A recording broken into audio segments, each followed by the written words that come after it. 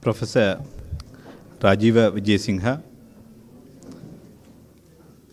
distinguished invitees, ladies and gentlemen. It gives me a great pleasure to welcome all of you to the High Commission of Sri Lanka for the interactive session with Rajiva Wijesinha, Member of Parliament. My task here is to introduce Professor Rajiva Wijesinha, Member of Parliament, and also give a brief introduction about what he is going to do today.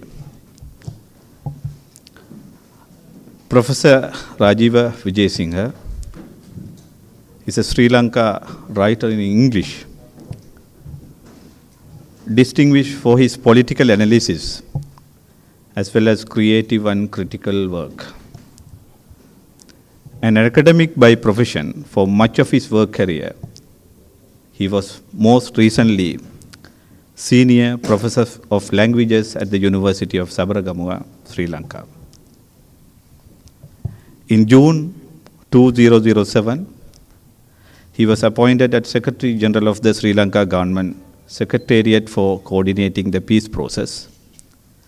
And in June 2008, he also became concurrently the Secretary to the Ministry of Disaster Management and Human Rights.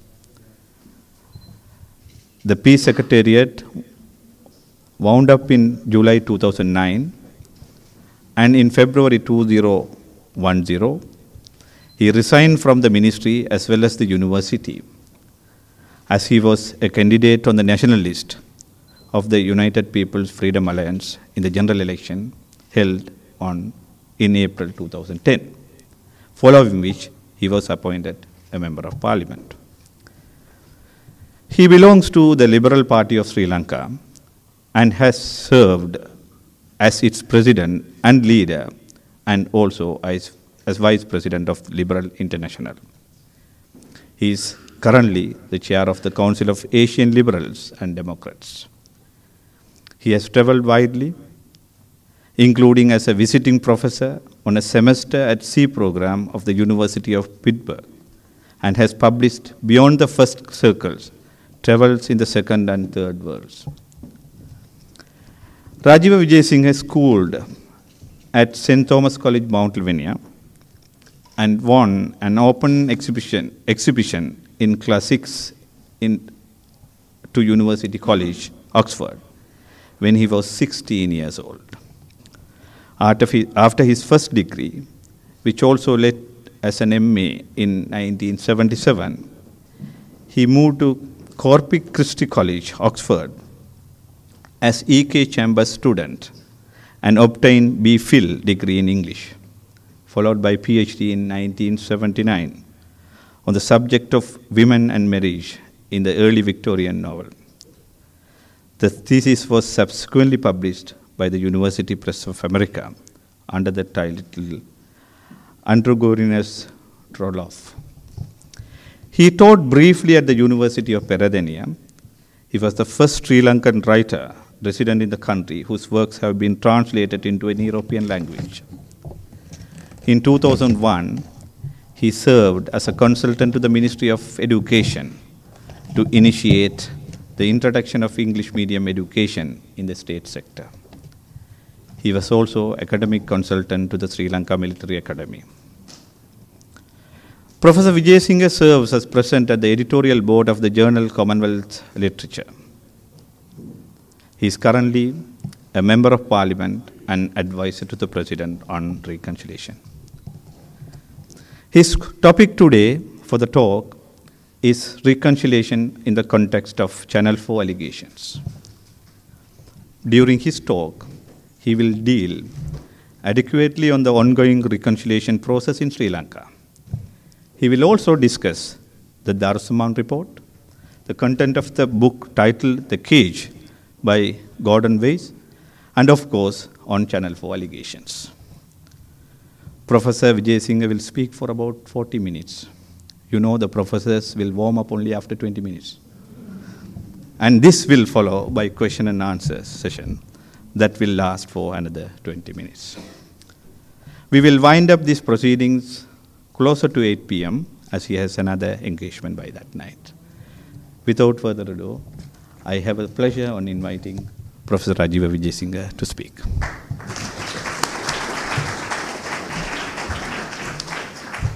Thank you very much, Mr. Hamza. I should have cut down the introduction, though. The last few months have seen an astonishing spate of attacks on the Sri Lankan government. These began with the publication of the Darusman Report by 3 individuals tasked to advise the UN Secretary General on accountability, but who sat in judgment instead on the Sri Lankan state and its armed forces. And immediately, those who had in any case been attacking the government previously began to use this as a tool. That episode was followed by a book by a man called Gordon Weiss, and then a film aired on Channel 4, all of which added to the impression that there was a mass of evidence against the Sri Lankan government. But in fact, many of you would have noticed that the allegations repeated themselves and built on each other. For instance, many elements in the report were repeated in Gordon Weiss's book, and the only detailed allegations in the report were based on the pictures shown in Channel 4. I have responded in detail to these allegations in some detail in various documents, and I have brought some copies of this for any of you who are interested. It's called See No Good, Hear No Good, and Speak No Good, The Perversity of the Darusman Panel. And I'm afraid there are 24 essays in it, so it's a bit of tough reading, but it just looks at each separate episode, questions of hospitals, questions of rape, and so on, and looks at them individually with, I hope, adequate evidence. And in one sense, we should be grateful to these characters since they have made clear the necessity to tell the real story as it happened. The Presidential Task Force on Resettlement has produced a book, which I think copies have been sent to you, which tells the whole story of the saving, the rescue of the people, and also how they were resettled. And the Ministry of Defense is producing its own version, again belated on the way in which the operation was conducted. And it's remarkable reading, I can assure you, because I don't think any country has really done so much with so much care. What they don't do is answer the allegations directly, which I can understand, because I think to dignify the report by that sort of approach by government would be a mistake. But I think it's up to us then to look at the facts, ask questions, and try to deal with these correctly. But we have also got to bear in mind that people believe what they want to believe. Attacks will continue from people who refuse to look at evidence. If a report by the Secretary General ignored the evidence of the senior UN personnel on the ground and instead relied on a few who had been repudiated previously by their seniors, you have to recognize that rationality has nothing to do with it. Political and emotional considerations will continue to trump evidence. But we should point out forcefully the major errors in the campaign. With regard to Channel 4, it should be noted that they, like many other media outfits, were permitted into Sri Lanka early in 2009. Contrary to the idea that it was a war without witnesses, we invited the media in, and most outfits were quite fair. These continue to operate in Sri Lanka, including the BBC. I mean, I have my differences with the BBC on occasion, but compared to Channel 4, they are heaven. And certainly several Indian agencies did a great job. Our view was that having the media around was a positive factor, and this was correct in that the reporting from the ground assuaged feelings in India where extremists were anxious to mislead the people of Tamil Nadu, but fortunately the politicians at the centre in Delhi are much more intelligent than the politicians in Britain sometimes, so they looked at the evidence, and the people of India were not misled before the election of 2009. But several British outfits were determined to falsify. The Times engaged in a particularly vicious campaign, which another British journalist explained to me as arising from its association with New Labour. Whether it's true or not, I don't know, but I was confidently told this by a particular British journalist here. And we now know for a fact, courtesy of the Americans, what we long suspected, that David Miliband's approach was for electoral advantage. The Guardian produced several erroneous reports, but only when a stringer called Gethin Chamberlain wrote, and the regular Guardian correspondent told me once he's not our correspondent. his stories had often to be corrected, though he flatly refused to correct the most outrageous of them when he claimed that 11 women had been found with their throats cut. When I met him, he confessed that there was no basis for this. And I said, sure, not one woman? No, he said, no basis at all. And his source could not be trusted. I had the impression that this was a junior UN person, and now having studied the rest of his reports, all of which in that period carry a correction the next day. The UN said, sorry, it wasn't the UN, it was a person in the UN. I believe this was Gordon Weiss, because the only person he quoted by name was Gordon Weiss early on, and then after that he mentioned no names, but kept talking about an anonymous UN source. Channel 4, however, given the medium, was even more dramatic. From the start, it seemed there was some strange element to this, and their team was soon asked to leave. So later that year, they produced the first aggressive attack on Sri Lanka in the form of a brief clip shown in August 2009. They refused to allow the High Commission to see this in advance. They did not show anyone the video they had received. They even refused to give it to the UN Special Rapporteur, who got another version. Though he didn't admit to this, it was his experts who wrote that they got a video not from Channel 4, but a video different in some particulars, supplied by an outfit called Journalists for Democracy in Sri Lanka. The only member of this outfit I know is a man called Sunanda Deshapriya, who would turn up at Geneva in attempts to discredit the Sri Lankan government. The last time I saw him there, that's when he confirmed that he was involved with Journalists for Democracy, he kept quiet because I took photocopies of the article in the Sunday Leader, no friend of the Sri Lankan government, which detailed Sunanda Deshapriya's financial irregularities. The Centre for Polity Alternatives, another seminal critic of government, had to publicly disown him. They had collected money which they'd given to him, which he'd then run away with. So the fact that he was then involved in the group that was supplying different copies of this video to different people suggests something suspicious. The video itself had flaws, we pointed out, some of which were removed in the second version sent to the UN. But its experts did confess there were some problems, though they said that by and large the video is authentic. One of the problems was a moving leg, which was supposed to belong to a dead body. But this extremely competent video expert claimed that he could not be sure that the person was dead. He might have been just drunk or asleep. The word used is inebriated, and I think it takes a great stretch of imagination to assume that there's a man who's drunk while people are being shot through the head all around him, and he doesn't wake up if he was asleep. And don't forget, he's shot with no silencers because the sound is also there. So the performance of the experts left so much to be desired that it seemed almost a godsend. And remember this, that for over a year, this was the only claim that there was evidence to suggest that some people in the Sri Lankan forces had committed crimes. I'm one of those who thinks that we shouldn't immediately say, no one in the Sri Lankan force committed crimes. It is possible. These things have to be recognized. But we need to have evidence. And for over 12 months, the only evidence produced was this, what I call this drunk video from Channel 4. Nothing else for 12 months. But a year later, to coincide with the visit of the President to England, Channel 4 came out with another video.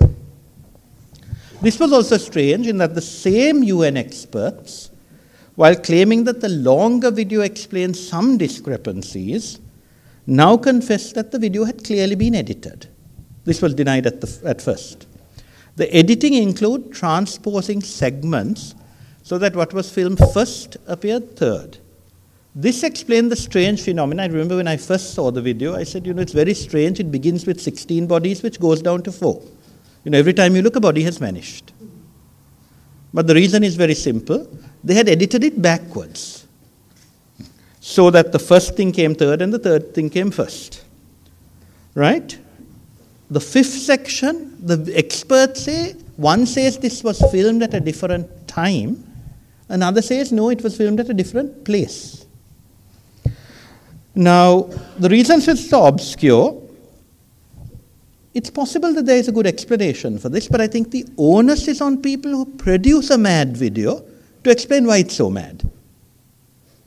You know, it's not on the people watching it to say, yes, this is probably a true video, and we don't know why it was transposed in editing. But the onus should be on the people who make the video to explain why they actually edited it in a mad fashion.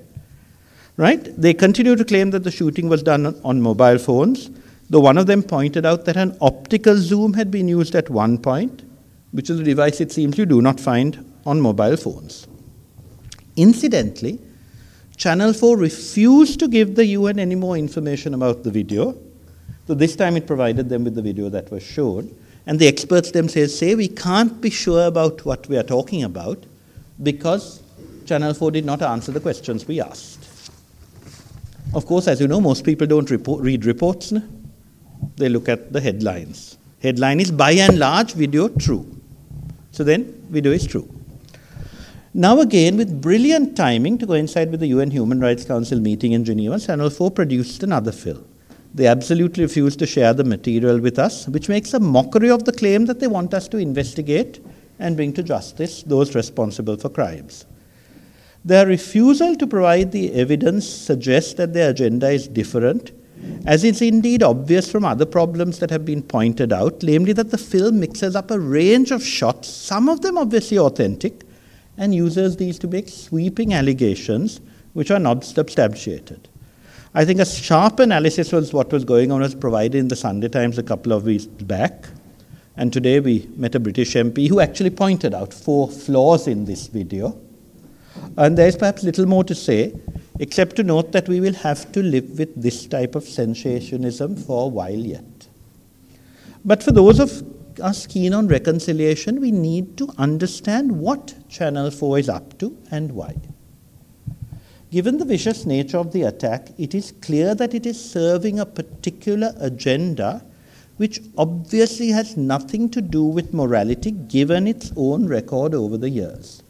The support it has given for militarism when it benefits Britain, and its refusal to allow us a fair chance to discuss issues raised.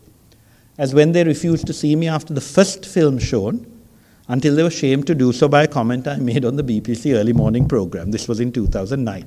This time too, Mr. Hamza rang up against his better judgment because he didn't want to engage with them. I said I'd love to sort of talk to them. Oh, no, they can't talk to me because I'd rubbish them.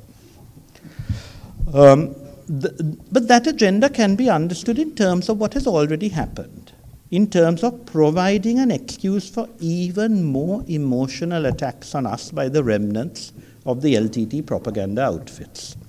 Even before the program was shown, letters were sent to many politicians, including even local councillors, and we can see the results of this in the reactions of a few. Though, as I said, others having seen the program have noted that it was quite one-sided. More insidiously, and I think this is the key, the program was designed to stop active involvement in Sri Lanka of those members of the Tamil community who, free from LTT pressure, were wondering what they could do to improve the situation of their brethren at home. And it is this polarizing that we must combat, because that would be the most helpful way of reviving the old LTT agenda. It is more important ever than before, while roundly condemning the tactics of the divisive groups, to be even more conciliatory with regard to the vast majority of the Tamil people, and to make it clear that we will go on with rebuilding the country together. In this regard, let me mention some of the positive things that have been achieved recently and urge your support to take things further. First and foremost, we have begun taking practical action to overcome the divisiveness caused by insensitive language policies. As you know, Sinhala was made the only official language in 1956, but Tamil was also made an official language in 1987, long overdue, but the introduction of compulsory bilingualism in the school system took place only in the 90s. With now, introduced by this government, regulations that make knowledge of the other official language mandatory for new recruits to the public sector. Much more, however, needs to be done. That is also why we are reforming our education system, encouraging private institutions and input into tertiary education and skills training. strengthening the English medium option that was introduced in 2001, promoting opportunities for youngsters to meet and realize that they have much more in common than they had previously thought. And one of the great benefits of the openness now for travel is that kids from the north and south can go up and down and visit each other. But much more still requires to be done, and I hope that the diaspora will continue to contribute to educational exchanges, to endow scholarships to your old schools, to support training for youngsters who were deprived, and in particular the former combatants who had to abandon schooling early when they were conscripted. Another area in which reform has begun but needs to be fast-forwarded is recruitment to the public sector and in particular security forces. It is often forgotten that minorities continue to occupy high positions in the armed forces and in particular in training establishments, because they were relatively safe there from the particular animosity evinced against them by the LTT. So that, for instance, a lot of the leading figures in the military academies were Tamil. Because they couldn't go on active service, they would have been killed. Certainly in the last few years, the recruitment has been less. One reason is with regard to the military security considerations were involved, including, as you know, the targeting by the LTT of Tamil-speaking officers, even during the so-called ceasefire, when intelligence was decimated. Military intelligence was just killed by the LTT, especially after they managed to get hold of names of people after the incident at Athrugiriya. But there was still continuing recruitment in some areas, including to the cadet corps, even during the conflict, for education as well as cadet training. Sadly, I was told the Ministry of Education seems to have called a halt to the Ministry of Defense from continuing with this program, which I thought was an excellent program, because it had facilitated the continuing commissioning of Tamil officers even while the fighting was going on. This is particularly important because we need to involve all our citizens in security activity. You see, we need to remember that though the discrimination of the 60s and 70s led to the initial desire by many Tamils to leave Sri Lanka, this process was made worse, but what I believe was state-sponsored violence against Tamils on 3 distinct occasions following the election of the 77 government. Surprisingly, or perhaps not surprisingly, that government continued to be in favor with Western countries that have now discovered a commitment to human rights. Most startlingly, it continued to be supported even by the Tamil elite in Colombo, who were more concerned about class than race. That only changed with the attacks on Tamils in Colombo too in 1983. But previously, the violence unleashed on less privileged Tamils in 1977 in a few areas, and then on many more in 1981, had laid the groundwork for the deep emotions we see in so many expatriates and which we must try to understand. So I understand and sympathize with those who left our shores in that period. But those attacks, the burning of the Jaffna Public Library, the systematic assaults of July 1983, have not been repeated. Nevertheless, tensions did continue, and I believe that ensuring our security forces are multi-ethnic is vital for restoring confidence. I should note that the police continue to recruit from all communities, and even at the height of the war, 700-odd officers passed out from the training school established at Kalladi in the eastern province. But applications were few given fear of the LTT. Fortunately, this changed after the LTT in Sri Lanka was destroyed and a few thousand applied. A couple of batches of several hundred each have now been trained and appointed, in particular in stations to the north. But this is not enough. We need to expand this considerably. Same applies to the public sector. We believe there will be greater interest now that the threats that confronted so many bright youngsters are over. But we need to enhance educational opportunities, especially in areas from which there was never much recruitment to the public sector, given the neglect of education in those areas, in particular the Vanni and the East. So I'm delighted that the present government agent for Kilinochchi is the first person from that area to have risen to such a high position in the public service. You know, you have to remember that although there was a high proportion of Tamils in the public service earlier on, because of the very good education systems they had in the Jaffna, this didn't apply to Kilinochchi, Mullaitivu, Mana, Vavuniya, and much of the eastern province. She had been deputy in Batticaloa when the district was recovering, and her appointment as a government agent is recognition of her commitment. So I can only hope that the efforts to resurrect the LTT abroad and to continue to argue for separatism will not blight the ready willingness of youngsters in Sri Lanka to take their proper role in the government sector.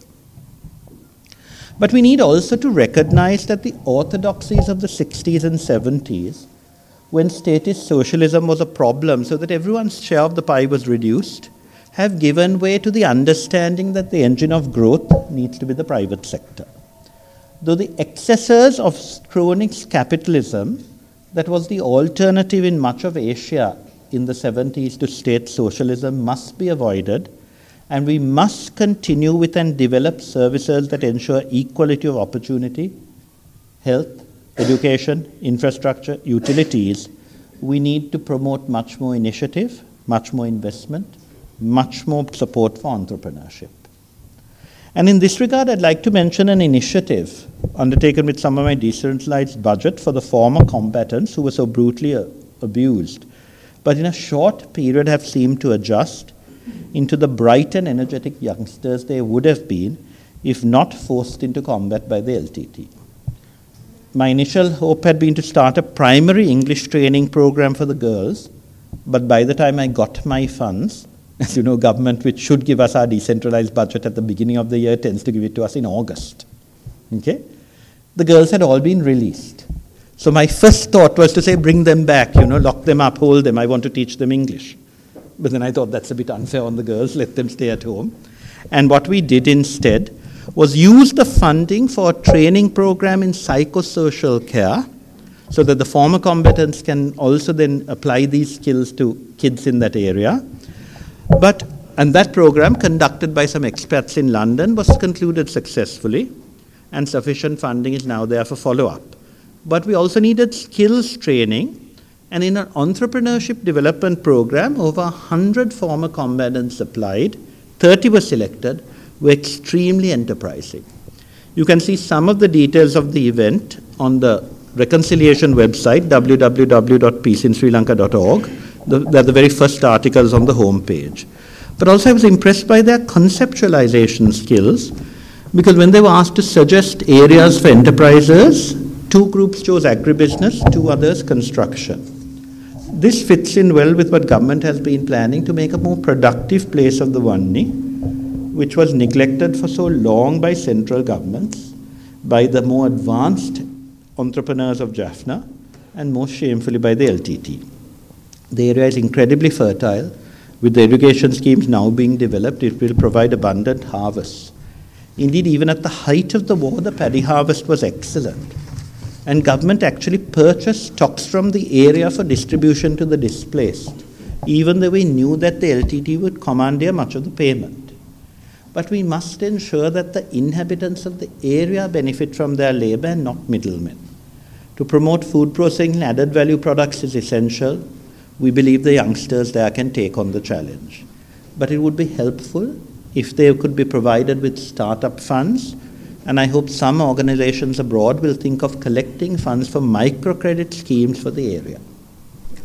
With regard to construction, it must be obvious that with the rebuilding going on, there are opportunities for workers as well as suppliers, but much of this now benefits people from elsewhere.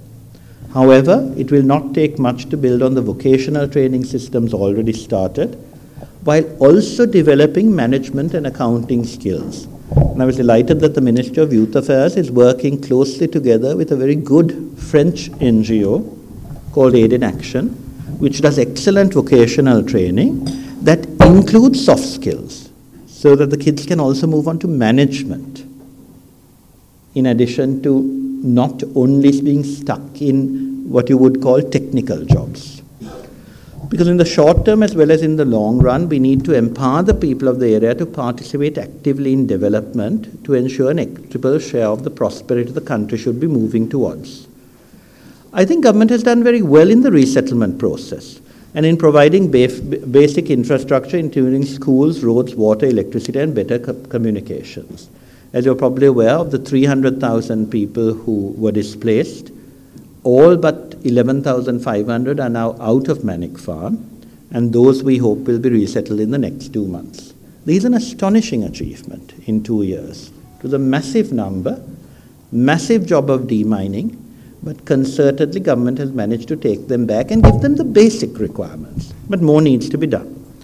It has also restored the local administration, led by extremely experienced government agents, all of them Tamil, some of whom did a superb job even when they had to work in areas controlled by the LTT. So the lady who ran Mulathuvu and supervised the distribution of supplies till just before the conflict ended is now in Jaffna. One of her greatest achievements, I should note, is conducting the ordinary level examination in December 2008 for the displaced. The person who looked after Kilinochi is now in Mannar. The lady who was in charge of Vavuniya right through the period of conflict is still there, and Kilinochi looked after, as mentioned by the member of the administrative born during that, in that area. But while appreciating the work of these senior officials, we can do much better in developing human resources. With regard to the public sector, this is true not only of the North, I should add, because the second and third layers of administration nationwide, given the decline in communication skills and decision-making capacities, are not as capable as the senior officers. But we need to develop community leaders, mechanisms, for instance, for ensuring that the schools have teachers as well as equipment, that in the main hospitals we have midwives and social workers and childcare officials to fill up the cadre positions that are now empty. I did a survey recently of what I would call the care people. Okay, so proper training, better deployment, and more efficient monitoring are essential. But while affirming that government is responsible for ensuring provision, we should develop private-public partnerships which will make things more effective while developing simpler and more accessible structures of both responsibility and accountability. In the ongoing negotiations with Tamil political parties, we need also discuss the establishment of better structures at all levels to ensure empowerment of the people on whose behalf government functions. For too long now, our debates have concentrated on the balance of power between politicians from different areas, whereas we should also be thinking of how power can be exercised effectively at the grassroots with transparency and accountability. For accountability for too long has been to institutions dominated by those who need to account. In place of the confrontational politics of the last couple of decades, we must develop structures that enhance bipartisan approaches to monitoring and policy development. And we have made a start on this with the more healthy relationship now between parties on the standing committees of Parliament. We should also strengthen the role of the consultative committees, and it's good to see members of all parties actively involved in at least some of the committees. I'm also pleased that government has produced proposals with regard to a second chamber based on equal representation for districts or provinces. All parties agree that security matters must be entrusted to a central government, and it's a pity that previously there was no interest in ensuring greater participation. Active involvement of all segments of society in policy issues is essential. We also need to entrench rights as well as responsibilities. The Human Rights Action Plan, which we developed at the Ministry, was held up for some time after the election, but although I was a bit worried it was forgotten, it was then taken up by the Attorney General, and it was finalized a couple of months ago and is now before Cabinet. But apart from these pledges, the government should put in place better communication strategies. Much energy is expended on communicating with those who are already appreciative of what is being done, which is important, since no government should exclude its electorate. But it is important to communicate also with those who have doubts, and we have much to do. Distinguished academics have told me we have a good story, but we haven't told it. But where else were nearly 300,000 displaced? In the East, we have actually got things going, and things are moving quite well in terms of economic development. We need to do more in the North. Child soldiers finally rescued after years of ineffective efforts to stop this ghastly practice, and were given schooling in one of the best schools in Colombo. Orphans have been looked after in established as well as newly constructed institutions, and also by schools that have taken on the challenge. Infrastructure has been developed apace, but much more needs to be done in the North. And with the rebuilding of roads and railways, there'll be greater exchange of persons as well as of goods. One of the journalists who has interviewed me began with what seemed a hostile approach, but said in the end there are many matters which are not known abroad. In one sense, it is understandable because media prefers bad news to good. That's unfortunate what people are interested in. But it is our fault that we have not communicated better. Now that the terror and violence in Sri Lanka is over, we must overcome the suspicions that remain. In Australia, I was pleased that one member of a Sinhalese group that had worked hard against LTT propaganda told me after I spoke there that though he found it difficult to trust Tamils, he realized the effort had to be made. And I hope that applies in both ways. I spoke to Tamils there and was pleased that many of them have forgotten the suspicions of the past and want to work together. New Zealand has set up a Sri Lanka Business Council with distinguished businessmen of all communities, and I hope that sort of cooperation will develop elsewhere. But getting over suspicions will be difficult. We in government must need to work concertedly to reassure everybody. And it is vital that those who are abroad, who can remember only the distant past, will not endeavour to revive tensions, but will visit the country and see what they can do to help. The people of Sri Lanka, all over the country, but particularly the north, suffered from terrorism, forced conscription, execution with dissent, deprivation of services. We need to make it clear, if only to assuage the worries of those who watch with concern, we did our best for the civilians who are suffering. It's not known, for instance, that the ICRC recorded its appreciation of the support our Navy extended, that of the near 14,000 people whom the Navy helped to bring down from the conflict area, only 4,500 were wounded. There were a couple of thousand who were sick, but over 7,000 were described by the ICRC as bystanders, which suggests that the numbers for the wounded and therefore the dead were much less than is now commonly alleged. Of course, such matters need to be carefully considered with precise attention to the statistics. This will help to make clear the generally humane way the government operated, as is evident from the written appreciation sent by the UN and the ICRC. We need to do this soon so that those who are genuinely concerned about the Tamil people in Sri Lanka will be able to understand what they went through and help to recompense them for what they suffered. But above all, we should make it clear that the participation of all our citizens, including those of you settled abroad, will prove invaluable in the reconciliation, the rehabilitation, and the rebuilding that we need to swiftly achieve. Thank you.